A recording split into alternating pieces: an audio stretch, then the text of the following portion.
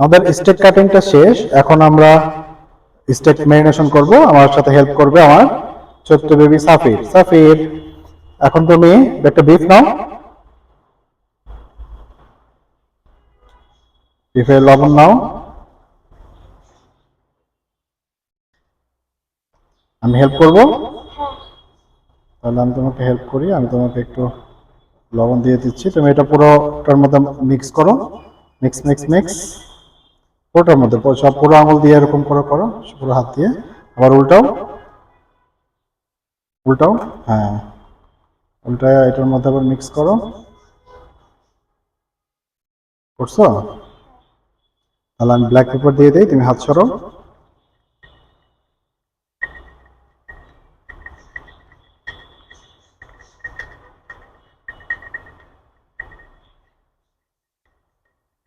Mix করো, mix mix.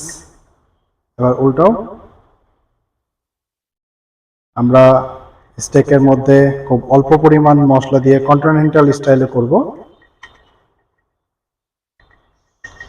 অনেকে beef stake করার সময় আমাদের দেশীয়ভাবে আদা রসুন বাটা দেয়, ধনিয়ার গুঁড়া, মরিচের গুঁড়া, অনেক কিছু দেয়। আসলে বিফ আমাদের দেশীয় খাবার না বিফ স্টেক। তো বিফ স্টেকের মধ্যে আদা রসুন বাটা দিয়ে বিফ স্টেকের টেস্টটাকে নষ্ট করবেন না। বিফ স্টেক কন্টিনেন্টাল স্টাইলে রান্না করবেন, এতে স্টেকের পারফেক্ট মজাটা আপনারা পাবেন। হয়েছে? এবার আমরা একটু থাইম দিয়ে দিব, থাইম এবং রোজমেরি। আমরা ফ্রাই করার সময় আরেকটু দিব। উল্টাও। আমরা একটু রোজমেরি দিয়ে দিলাম এখন। রোজমেরি, তারপর আমরা একটু থাইম দিয়ে দিব। এই হার্বটাই এটার ফ্লেভারটাকে চেঞ্জ করে দিবে। মিটের কাঁচা কোনো গ্রানই থাকবে না। অনেকের চিন্তা আদা রসুন না দিলে মাংসের যে কাঁচা একটা ফ্লেভার থাকে এটা থাকবে, মোটেও তা নয়। আমরা যখন হাই হিটে করব, এই হাই হিটে যখন আমরা স্টেকটাকে দিব, তখন আমাদের মাংসের অ্যামোনিয়া অ্যাসিডটা এমনিতেই নষ্ট হয়ে যাবে।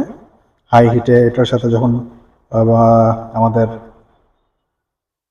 রোজমেরি, তারপরে হচ্ছে থাইম, এগুলোর ফ্লেভার আসবে তখন, এবং মাংসের অ্যামোনিয়া অ্যাসিডটা যখন এটার সাথে বিক্রিয়া করবে, এটা এমনিতেই মাংসের কাঁচা গন্ধটা চলে যাবে।